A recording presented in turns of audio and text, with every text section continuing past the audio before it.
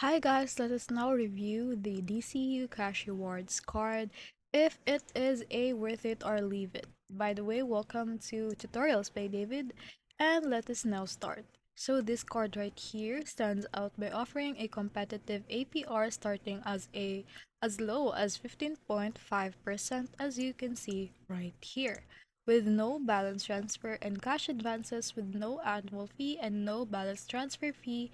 Also, no cash advance fee, no foreign transaction fees, which is a solid choice for those who value cost conscious users.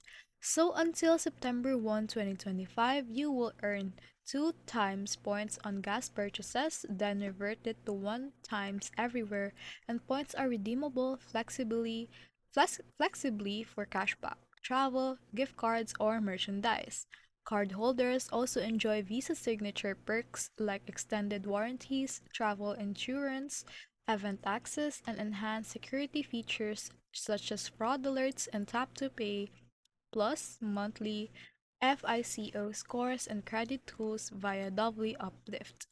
So the bottom line for this is that if you value on low ongoing cost, practical rewards, and extra visa benefits, this card is definitely worth a close look, especially if you frequently buy gas before the promo ends.